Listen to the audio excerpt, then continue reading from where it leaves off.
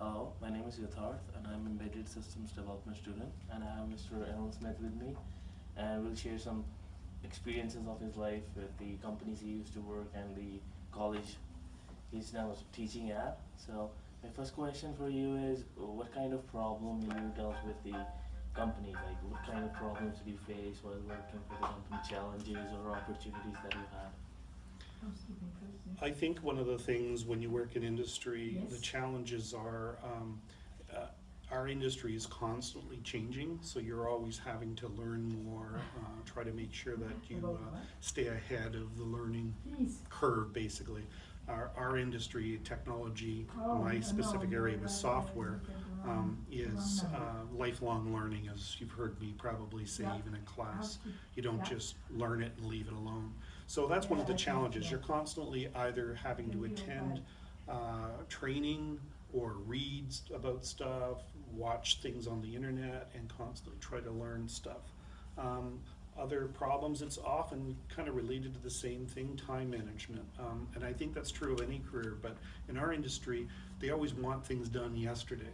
So you've got a lot of these things on the go, you have to make sure your time is being used really effectively so you can get as much done as possible and hopefully make your employers happy.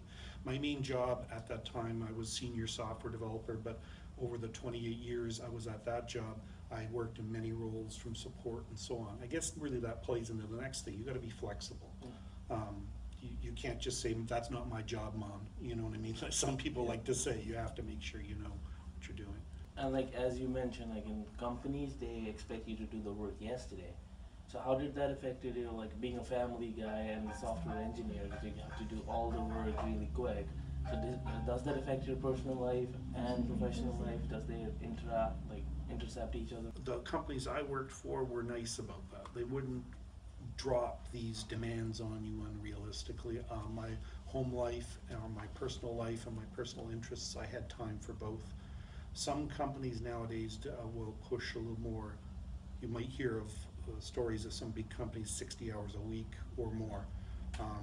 I didn't really have that as much, but there were times where I did work that because I needed to get things done and people were counting on me. My home life was pretty good.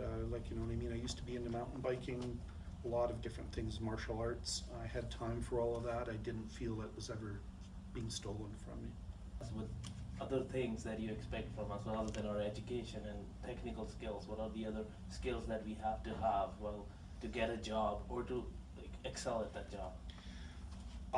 I find my experience with students of all types is a lot of students are, when they get stuck on something, they just wait to get an answer, and you need to do as much research as you can get. One of the things we had as a manager was, if you come to me with a problem, don't come to me with problems, just problems. Come to me with some solutions or suggestions.